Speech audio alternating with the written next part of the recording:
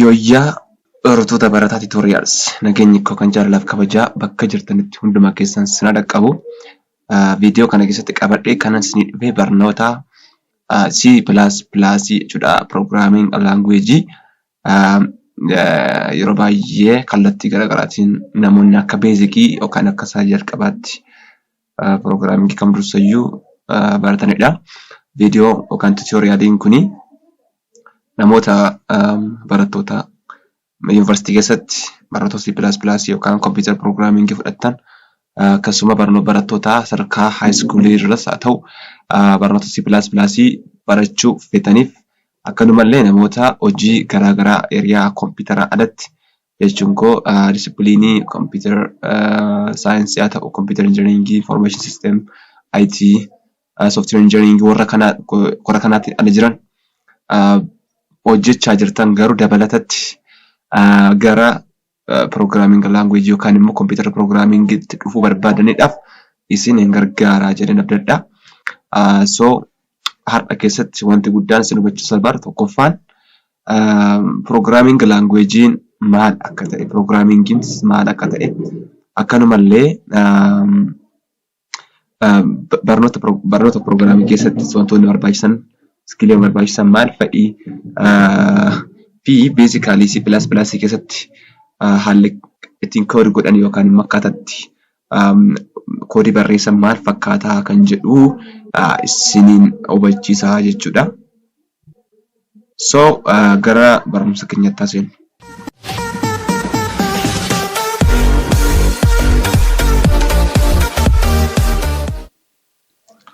Egaan barumsa kana keessatti beeziks of C++ isin hubachiisaa maal akka ta'e jalqaba irratti garuu piroograamiingiidha.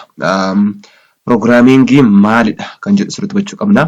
Yeroo baay'ee namoonni piroograamiingii fi koodingii yeroo baay'ee konfiiyus ta'u garuu piroograamiingiin fi koodingiin wantoota adda adda ta'anidha.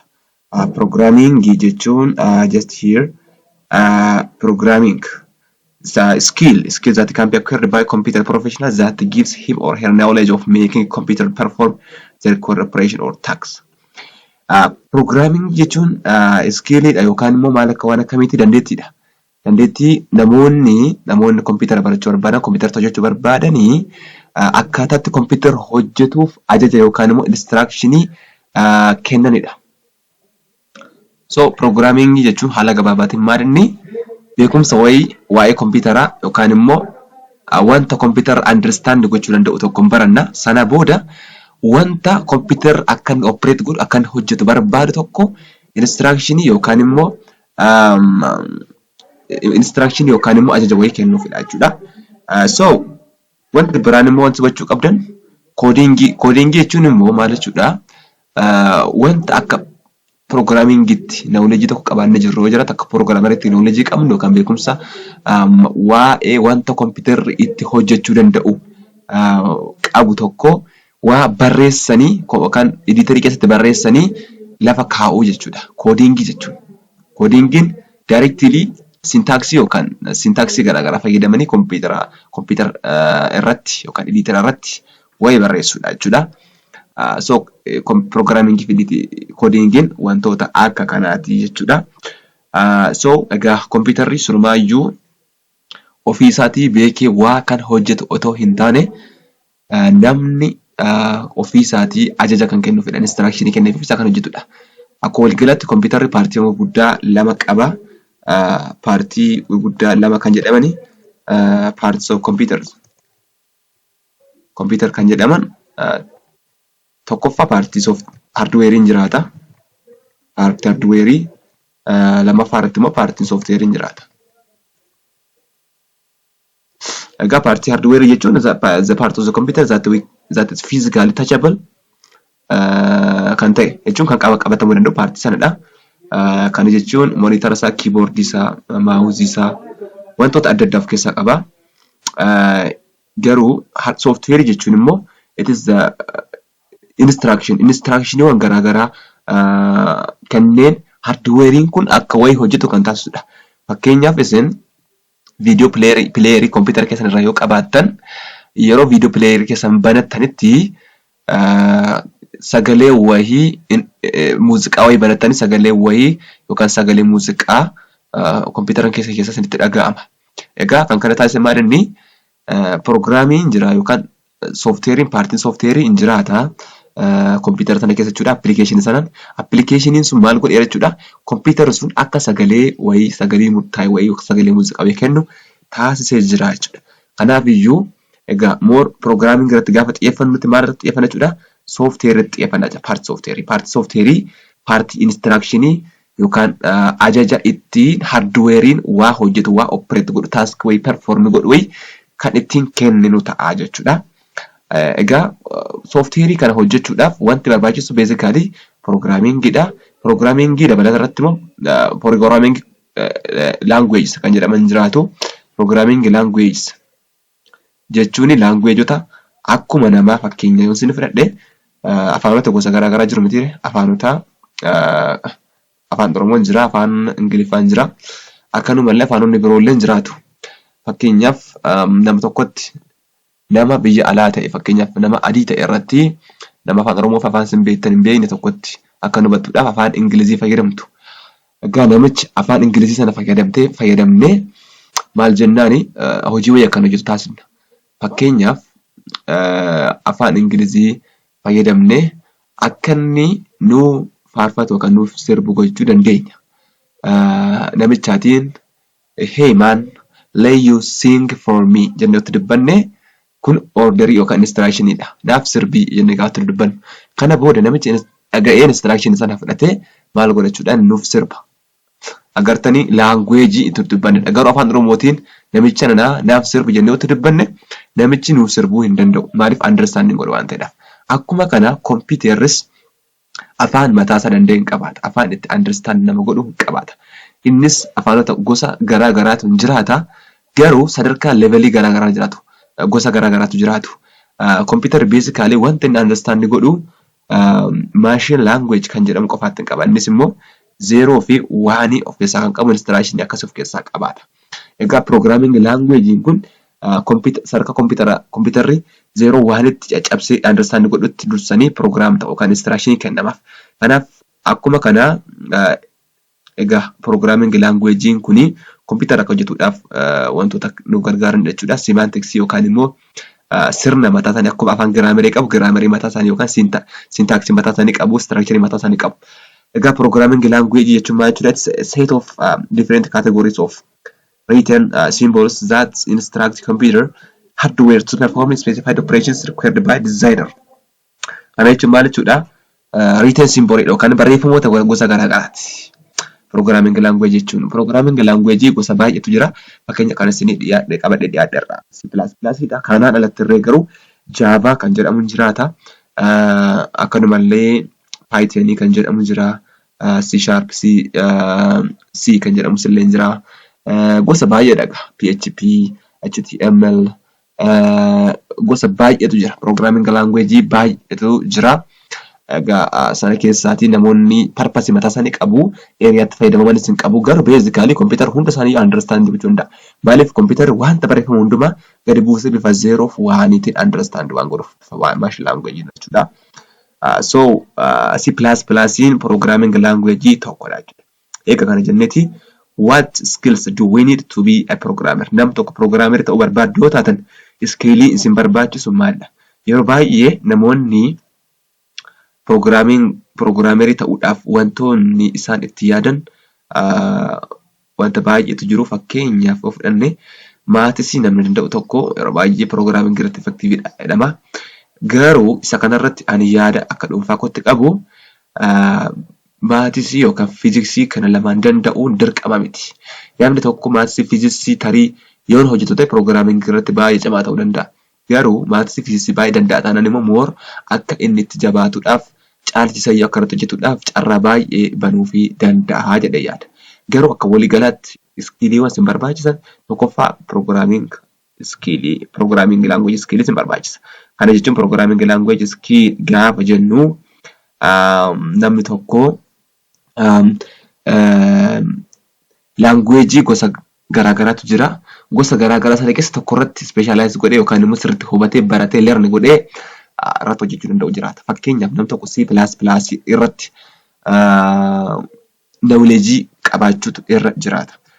So fakkeenyaaf computer irratti program irratti barbaada taanaan nam tokko area irratti barbaada, website irratti barbaada taanaan PHP hin jiru, HTML, CSS, JavaScript warri kuni programming language barbaachisanidha. Isaan irratti yoo baay'inaan qote programming language skill sana qabaatee irratti hojjechuu danda'a website irratti.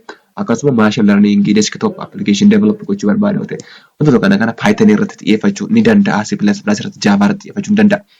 Kanaaf iyyuu tokkoffaa irratti programming language yookaan immoo language skill yookaan immoo programming language tokko pick godhee irratti hojjechuu irra jiraata. 2, 3, 4, 5 barachuun ni danda'ama. Kanaaf dursa programming language skill qabaachuun yookaan programming language barachuun murteessaadha. Kan lammaffaa maalinni programming problem solving kan jedhamu jira. Problem solving isa kana baay'ee kan isin gargaaruu danda'u. So programming skill problem solving skill gaafa jedhamu namni tokko problemiin tokko gaafa kennamu haala kamiin furuu danda'a. By the way problemiin tokko gaafa nu kennamu tokko problemii sana solve gochuu dadhabuu danda'a. Yaada isaa dhufuu danda'a. Fakkeenyaaf akkuma maatii keessatti gaaffii nuuf kenname problemiin tokko nuuf kenname solve gochuu dadhabnu akkasuma solve gochuu dhiisuu hin danda'ama. Kan biraan problemii sana karaa dheeraa ta'etiin solve gochuu danda'ama. Fakkeenyaaf itti dabalatanii fudhachuudhaaf maatimaatiksii keessatti nam tokko yoo problemii isiniif kenne karaa dheeraa ta'an isteeppii dheeraa ta'e fayyadamtanii solve gochuu dandeessu.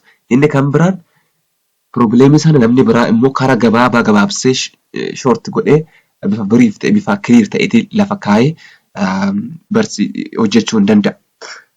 Egaa problem solving skill wanti jedhamu problem isiniif kenname tokko effectively furuu danda'udha. Innis wanta ilaalamu tokkoffaa space gaafa isin jedhamu hammam wanti problem isin solve gootan suni hammam bakka qabachuu danda'a. Saayiziin isaa hammamidha kan jedhamudha. Computerri memory mataa isaa danda'e qabaata. Kanaaf wanti isin solve gootan suni memory baay'ee kan qabatu, space baay'ee kan qabatu ta'uu qaba. So computer should not be run out of the space. Kana consider gochuu qabdu. Lammaffaan immoo taayimiidha. Problem isin kenname sana keessatti taayimii murtaa'e keessatti yookaan taayimii gabaabaa ta'e keessatti solve gochuu qabdu. Kanaaf computerri wanti isin hojjettan kana yeroo gabaabaa keessatti execute godhee hojjetee xumuruu danda'uu qaba. So problem solving skill kan jedhamu kanadha. Inni kan biraa algorithm development. Algorithm jechuun surumta maalni it is a step or the process of solving a problem step by step. Kana jechuun maal jechuudha? Problemiin tokko isin kenname steppii itti isin problemii sana solve gootanidha. Adeemsa isin fudhattan jechuudha. Way isin choose gootan. Fakkeenyaaf yoo fudhattanii namni tokko magaalaa Finfinnee deemuuf jedheera haa jennu fakkeenya isin fudhachuu nan danda'a. Fakkeenyaaf magaalaa Finfinnee Hararraa ka'ee magaalaa Finfinnee yookaan Dirree Dhawaatii ka'ee magaalaa Finfinnee dhaquu yoo fedhe optionii inni qabu optioniiwwan gara 3tu jira. Inni tokkoffaa konkolaataa qabatee deemuu danda'a. Inni lammaffaan baabura qabatee deemuu danda'a. Kan sadaffaan immoo xiyyaara qabatee deemuu ni danda'a. Kanaaf kana keessaati wanti namchi consider gochuu qabu taayimii isaa akkuma sana isinii kaasu taayimii isaa fi space isaa consider gochuu qaba. Kanaaf namni tokko yoo konkolaataa qabate immoo xiyyaara qabate dafee achi gahuu danda'a kan jedhu wayii tokko filata. So egaa konkolaataa qabate yoo ta'e karatti garaagara magaalota tuttuqee darbuu qabu ni jiraatu. Garuu yoo xiyyaara qabate kallattiidhaan gahuu danda'a. So akkuma kanaati steppiiwwan itti nuti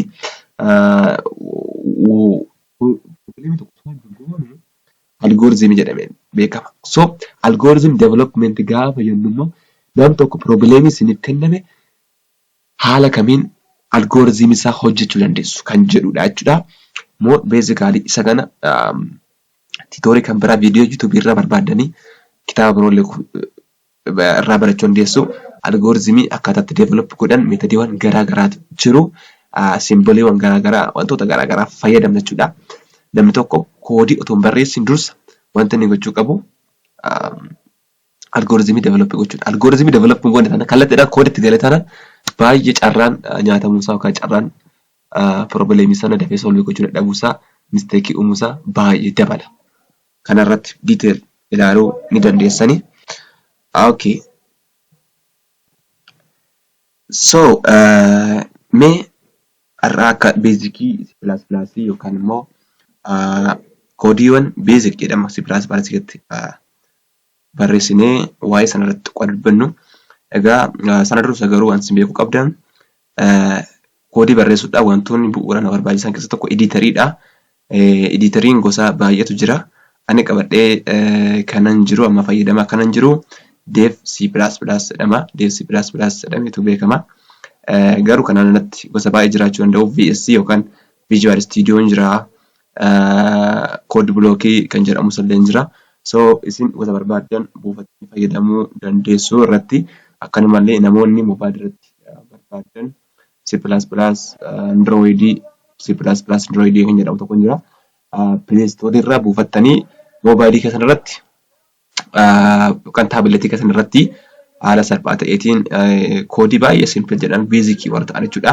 Irratti code gochuun ni dandeessa jechuudha. Video kan biraatti maybe akkaataatti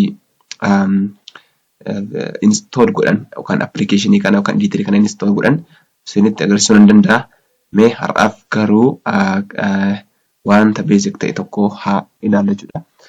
So C++ keessatti otoo koodii kan biraan barreessin dura akka lafee dugdaatti wanti tajaajilan yookaan skeleton isa kan ta'an koodiiwwan ni jiraatu. Innis so basically warri kun warra murteessaadha jechuudha. Egaa koodiin kun jechuudha koodii C++ barreessuu kam keessatti iyyuu wanta akka dirqamaatti kaa'uu qabnudha jechuudha. So warri kun hundi isaanii hiikaa mataa isaanii qabu. Hashii yookaan immoo kuni pound symboliin kuni wanti isheen fayyaduuf akka signaalittidha. Signal for preprocessor jedhamtee beekamti. Signal for preprocessor kana jechuun maal jechuudha? Jecha include jedhu kuni preprocessoridha. Include jedhu kuni isostream kan jedhamu kunis immoo libraryidha. Egaa wanti isin beekuu qabdan garuu dursa C++ keessatti yookaan programming language kam keessatti iyyuu gaafa koodii barreessitanii wanti isin barreessitanii fi wanti dursee qophaa'ee jiru yookaan editorii kana keessatti koodiin duraan barreeffamee taa'etu jira. Koodiiwwan garaagaraa warri developeroonni editorii kanaa yookaan IDE kanaa wanta kaan qabu dursan jechuudha. Isaan kuni maal jedhamu? Library jedhamu yookaan faayilota jedhamu. Library yookaan faayilonni kuni akka nuti programming language kana yookaan koodii kana barreessuudhaaf kanneen nu gargaaranidha jechuudha. So qofa keenya otoo hin taane dudduubaan wanti nu gargaaru koodiin nu gargaaru koodiin kanatti koodii barreessine kanatti ida'amee waan nu gargaaru tokko jira jechuudha. So gaafa nuti kompiitara kanarratti koodii kana irraan goonu hashiin kuni library wayii yookaan preprocessorii wayii tokko akka jirudha. Preprocessorii jechuun otoo programming koodiin kun execute ta'in yookaan otoo koodiin kun compile ta'in dursa wantoonni dursa ta'uu qaban jiru jedhu signaalii wayii akkasii odeeffannoo akkasii kennuuf deemaa jechuudha. Itti aansee kan jiru includeidha. Include jechuun maal jechuudha? Akkuma qaasaayyuu miniingii Ingiliffaa isaarraa itti dabaluudha mitiire. Kanaaf wayii itti dabalechaa jira. Signaaliin kun wanti dabalamuu akka jiru wayii kan agarsiisudha. Simboliin kun. Includein kun immoo library yookaan faayila wayii itti dabalii jechaa ni jira jechuudha. Eenyuun editorii yookaan compilerii kanaatiin yeroo inni koodii kana execute yookaan compile godhu jechuudha. So isostream jedhamu jira. Isostreamiin kun egaa faayiladha. Faayila dudduubaan koodii editorii kana keessa taa'een akka nuti koodii kana execute goonuudhaaf nu deeggara jechuudha. Nuti hin agarru garuu waan kana. Garuu yeroo compile ta'utti immoo itti dabalamaa jechuudha. Itti dabalamee hojjeta. Nuti garuu asirratti barreeffameen agarru. Inni kun egaa IO stream kan jedhu kun maanni input output streamidha. Jechuun yeroo barreessinutti wanta nuti barreessine inputii wayii akka fudhatuuf outputii wayii akka kennuudhaaf library gargaarudha jechuudha. Kanaaf iyyuu library kana include gochuun yeroo hundumaayyuu dirqamadha jechuudha. Maaliif output fi input yoo qabaanne library kanatti include goona jechuudha. Inni kan mara using namespace std yookaan standardidha. Inni kun maal inni wanta nuti akka output barreessinu standarditti barreeffamuu qaba. Standardii isaa eeggatee haala ta'uu qabuun akka inni outputiin isaa taa'uufidha jechuudha. More detail kanarratti badaama samma kanatti miti garuu gara kanatti dhufna. Functionii main functionii jedhamu tokko jira. Functionii jechuun programming language keessatti akka hundumaatti maal inni functionii jechuun paartii koodii bilookii tokko bilookii ta'e bilookii kan ta'ee fi hojii specific ta'e task specific ta'e tokko hojjechuudhaaf kan barreeffamudha yookaan kan code godhamudha. Kanaaf inni kuni inti main kan jedhu kun yookaan main functioning kun yeroo hunduma C++ keessatti barreeffamuunsaa dirqamadha jechuudha.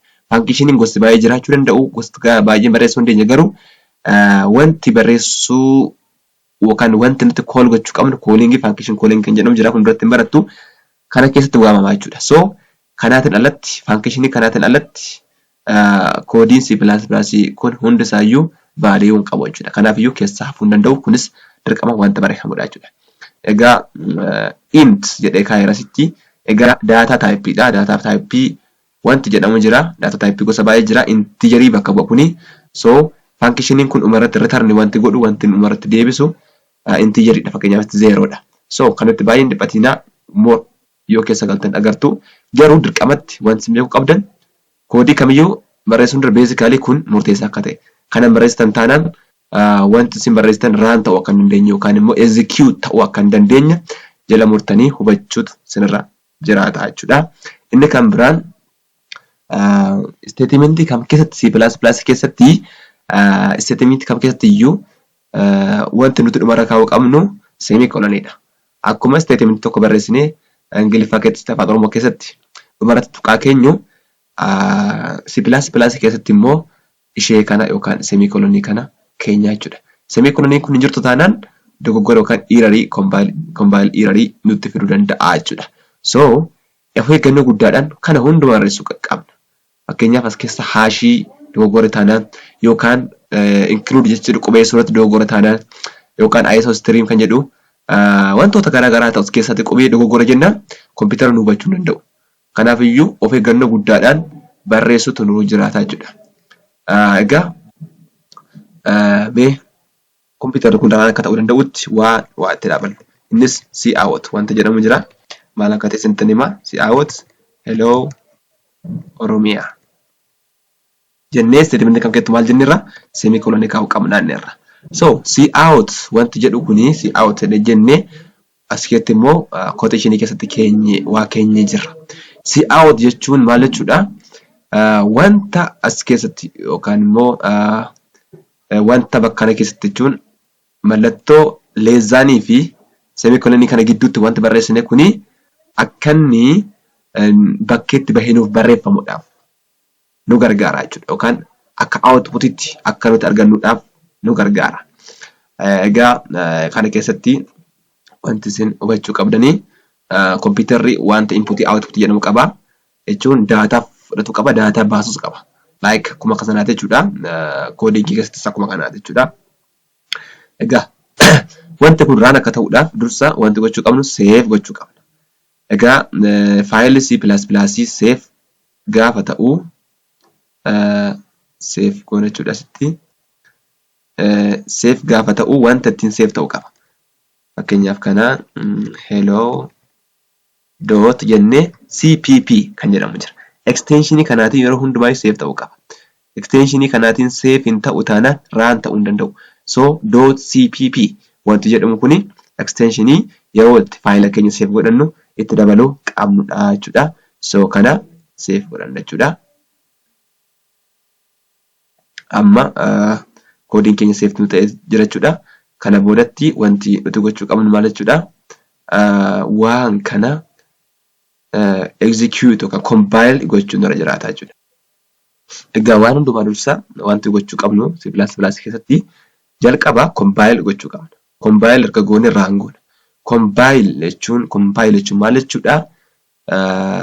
Library wan garaagaraa asitti barreessine fakkeenyaaf isostream kan jedhu kana akka inni itti dabalee koodii keenyatti nuuf ida'ee taasisa barbaachisu akka inni kompiitara keenya hojjetu kan taasisudha jechuudha. Raan jechuun immoo outputii wayii akka kennuufidha yookaan outputii wayii akka kennuufidha. So dev C++ keessatti koodii tokko raan gochuudhaaf optionii nuti qabnu optionii gurguddaa lama jira. Tokkoffaan as kana dhufnee execute kan jedhu kana tuqnee compile kan jedhu tuquu dandeenya yookaan kompiitara keenya irraa immoo F9 tuquu dandeenya. Yookaan immoo compile gochuu qofa otoo hin taane compile goonee booda immoo raan gochuu dandeenya. Asitti F10 tuqnee barbaanne kompiitara keenya irraa akkanuma al takkaatti compile and run kan jedhu jira. Compile godhee kee raan akka godhuudhaafis illee asitti F11 tuqnee hojjechiisuu dandeenya jechuudha. Optionii kan biraan jiru asirra mallattoowwan kan jiru mallattoowwan tuqaa kanarra jechuudha. Tokkoffaa asirra kan jiru lammaffaa immoo raan gochuudhaaf kanadha. Raan and compile gochuudhaaf immoo kanadha. So nuti shortcut yookaan barbaadu fayyadamuu dandeenya. So jalqaba irratti mee asirraa akkasii mul'achuu danda'utti compile godha. So maal jedheera kun kompiitara keenya irratti compile log irratti amma maal gochaa jira jechuudha. Compile nu gochaa jira jechuudha. Okay, as dhufnee ilaalle kunoo faayilli keenya haala kanaatiin compile ta'ee jira jechuudha. This file name isaa akkuma sila agarre hello.c++ dha. Hello dha jechuudha maqaan isaa. .c++ jedhamu gochuu dandeenya. Directory itti save ta'e illee mataa isaatti dabalee kan nutti agarsiisu jechuudha. So kana keessatti wanti asirraa arguu dandeessan maalidha? Wantoonni garaagaraa jiru. Faayiloonni itti include ta'an asirratti akka agartanii faayiloonni itti include ta'an ni jiraatu. So asirraa waan kana nutti mul'isaa jira. Odeeffannoo kan biraan jiru erarii qabamuun qabu kan jedhu. Erarii 0 error jedha. Kanaafiyyuu koodiin keenya erarii hin qabnes agarsiisa. Sitti warning jechuun dogoggora xiqqaa garuu erariin jedhamu wanta compiler akka barbaachisu irratti barreessine yoo ta'e jechuudha. Kana jiru numichaa jira 0 jira yoo jiraate tokko lama jedhee nuuf ka'a. Akkanumarree output size keenya output file name keenya kana jenneerra file size isaa kunoo jira. File size isaa tokko tuqaa 8 something megabyte dha. So amma kana guddata jechuudha. Compilation time isaa immoo 6.38 second itti fudhateera jedha jechuudha. So egaa haala kanaatiin compileriin keenya nuuf hojjeta jechuudha. Okay. Egaa kana gooneen booda wanti next gochuu qabnu raan gochuudha jechuudha. Next irratti raan kan jedhu gaafa tuqnu outputii wayii hello oromiyaa jedhu maal gochuu qabna jechuudha. Argachuutu nurra jiraata jechuudha. So raan jennee gaafa tuqnu kunoo outputiin keenya nu dhufee jira. Hello oromiyaa kan jedhu dhufee jira jechuudha. So si out wanti jedhu kuni akka wanti kun bahu nuuf taasisa jira jechuudha. So wanta odeeffannoo biraarleen ka'a. Egaa asirratti wanta barbaanne gochuu dandeenya. Fakkeenyaaf hello world wanti jedhamu hin jira. So waan kana erga akkas goonetiin booda raan gaafa goonu hello isa dursa maal gochuu nurra jiraata jechuudha. Isa dursa wanti nu gochuu nurra jiraatu compile gochuu nurra jiraata. So jalqaba irratti compile gochuu qabna. So amma koodiin keenya compile ta'eera amma raan gochuudha jechuudha. So hello world otoo compile godhii raan goonaani yeroo akkasii duraa sinii fidaa jechuudha. So dursa compile gochuun akka nurra jiraatudha.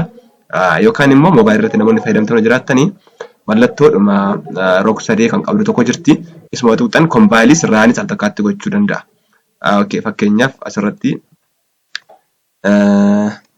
hello students jedheetoon barreesse.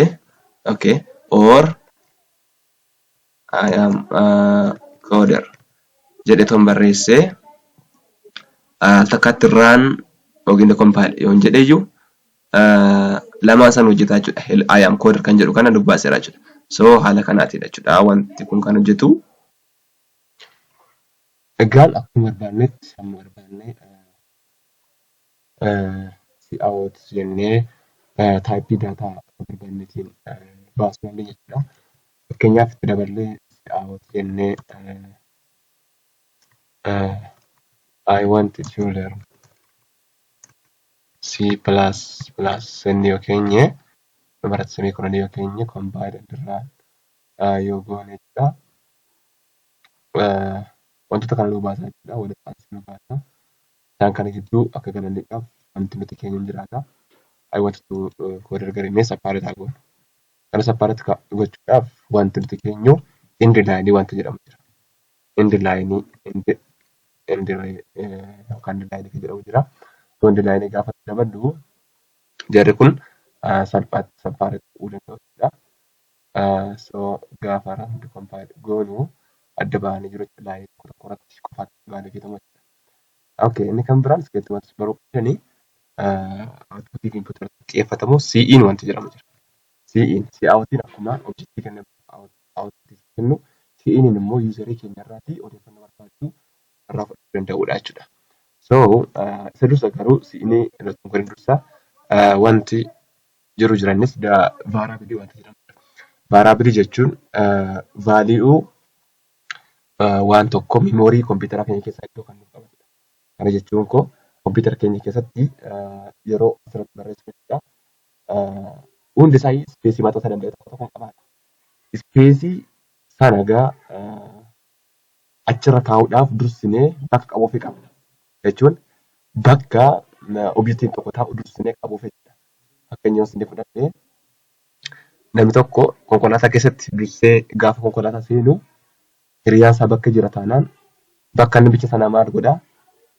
Qodaa wayii kaa'a yookaan boorsaa wayii kaa'aafii.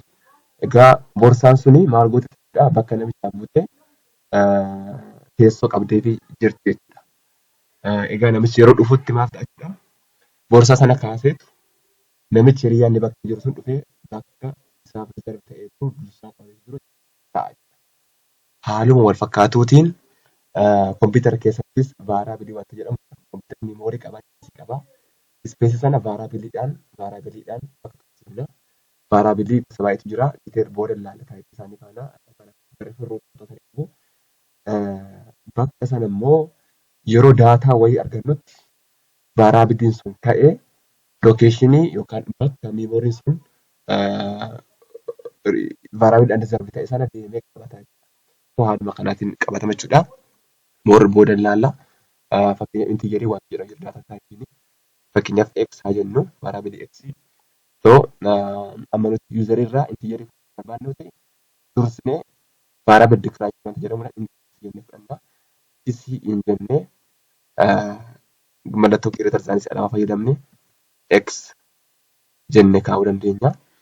Okay. Sana dursatti garuu useriin keenya maal akka nuuf qabu ibsuudhaa fi si'aawwatiidhaan waan ta'eef keenya.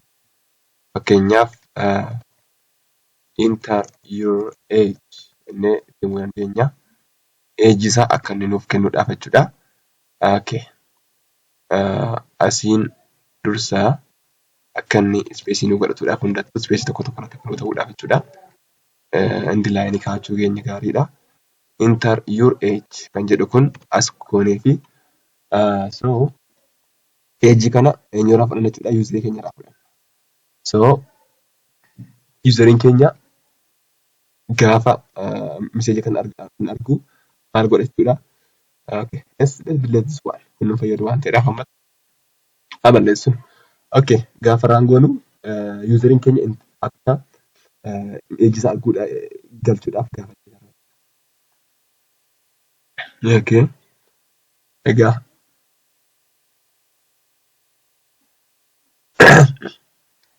egaa maal jedhee your age jedheera. Fakkeenyaaf age isaa kudhanii dhawatee so kudhanii jennee galchuu dandeenya. So kanatti CE'n immoo maal godhachuudha? Odeeffannoo kan daataa wayii user irraa fudhachuu.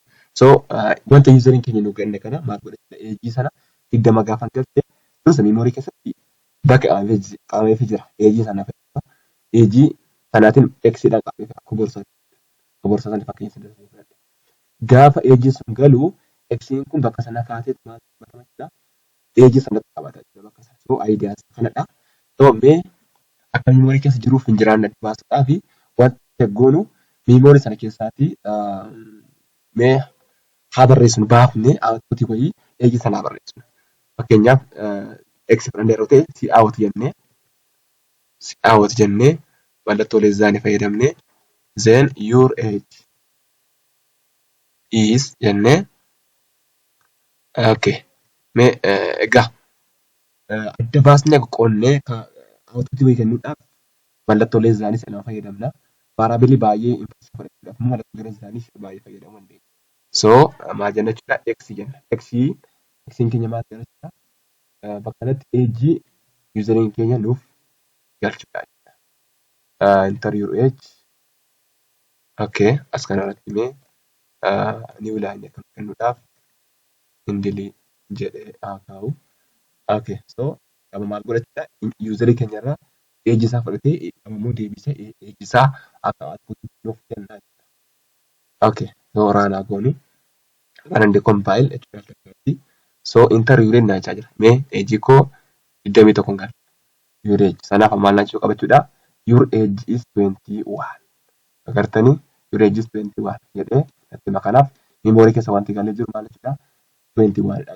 So haala kanaatiin inputii fi outputii ilaaluu dandeenya jechuudha. So egaa kana jenneeti egaa warri barreessine kun hundi isaanii iyyuu hiika mataa isaanii qabu. Kompiitara keenya keessatti yookaan editee keenya keessatti irraa namatti ta'anidha. Garuu wanti barreessine hundi isaanii iyyuu irraan hin danda'an. Innis kompiitara keessatti maal jedhama? Koomentii jedhama. So koomentiin maalidha jennee haa ilaallu. Egaa koomentii gaafa jennu wanta boodii paartii tekstii editarii keenya keessa jiru kan irraa hin taane yookaan immoo kan kompaayil hin taane kan egzikuutii hin taane jijjiirama kan kennedha. Egaa gaafa koomentii barreessinu bifa lamaan barreessinu. Tokkoffaa mallattoo forward slaashidhaan barreessinee barreessuu dandeenya. So innis this is single comment, single line comment jedhama jechuudha kuni.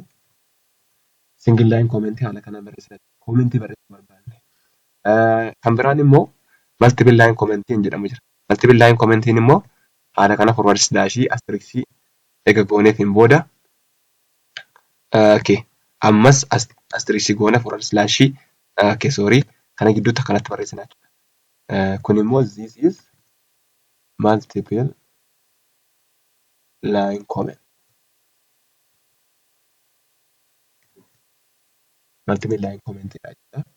So hamma barbaanne laayinii barbaanne barreessuu dandeenya jechuudha. So okay this is another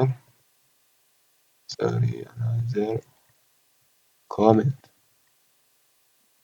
Jennee hamma bakka barbaannetti this is second comment jennee hamma barbaanne barreessuu dandeenya jechuudha. So haala kanaatiin multiple fi single line comment jedhamanii jiru jechuudha. Warri kun egaa irraan hin taane kompiitara keenya irraan hin taane garuu odeeffannoo wayii tokko waa'ee koodii sanaa irratti odeeffannoo dabalataa kennuudhaaf ta'uu danda'a. Yeroo baay'ee immoo namoonni hojii hojjetan waan ta'eedhaaf koodii keenya haala salphaan riid gochuu kan danda'aniidhaaf odeeffannoo dabalataa kennuufidha. Fakkeenya tokko isin fudhadhee enter your age jedhu kana osoo koomentii godhee output irratti naa bahuu dhiisuu danda'a. Okay. Mee jara kana haa balleessuuti. Fakkeenyaaf see out jedhee otuun okay. Mee dursa wayi haa barreessu sitti. See out jedhee okay. What is your name jedhee son barreessee wanti kuni output wayii kenna what is your name kan jedhu nagaa fakkeenyaaf. What is your name? Okay. Garuu otuun single line comment godhee mallattoo slaashii lamatti godhee wanti kun wanta output nu kennu tokko illee maaliif commentidha waan ta'eedhaaf compile yookaan execute hin godhu. So as you can see here no sense no output hin jiru jechuudha. And multiple line comment nutti agarsiisuudhaaf immoo what is your name? Okay, see out jedhee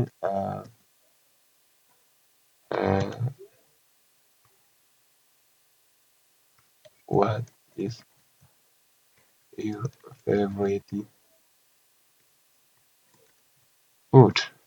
Ton jedhee barreessee jechuudha. Wanta dilaayinitti daballa. Okay. Wanta nu kennu jira kun lamaan isaanii jechuun what is your name and what is your favorite food kan jedhu outputii akkasii nu kennu jechuudha. So what is your name kana nu kenna jechuudha. Garuu laayinii kana maltibilaayinii laayinii lama qaba. Otoon koomentii godhee maltibilaayin koomentii godhee jechuudha. Haala kanaatiin koomentii godha. Dhuma isaan irratti lamaan isaan irratti iyyuu gochuun qaba. Bakka barbaade haga barbaade qofatti gochuun qaba jechuudha. So kan amma maltibilaayin koomentii dheeraa surraan godhee hin ta'u jechuudha. Outputiin nuti argannu tokkollee hin jiru duwwaadha. So haala kanaatiin waa'ee koomentii kana fakkaata. These are comment. Koomentii maltibilaayinii barreessuudhaaf forward slaashii fi asteriskii fayyadamna jechuudha. Kana barreessina. Single laayinii immoo maal godhachuu forward slaashii lama fayyadamna. So haala kanaatiin koomentii barreessuu dandeenya jechuudha. So tiitoorii kanaaf kana yoon jedhe ga'aadha. Yeroo itti aanu keessatti detail wantoota baay'ee waa'ee variabilii, waa'ee fankishinii wantoota baay'ee wajjiniin kan ilaalu ta'a waa'ee data typii fayyada. So haga viidiyoo biraatti wal agarrutti nagaan tura. Namoonni channel kanaaf haaraa ta'an subscribe godhaa. Barnoota freshman koorsii fi barnoota kan biroollee akkaataa tooftaawwan Simoon qonnaa illee asirratti nan gadhiisa. Hiriyoota keessaniidhaaf akka argataniidhaaf isaaniif share godhaa, like godhaa, na tumsaa. Anis jajjabaadhee viidiyoon baay'ee isiniif gadhiisuu nan danda'a jechuudha. Akkanitti viidiyoo biraa wal agarrutti nagaan tura.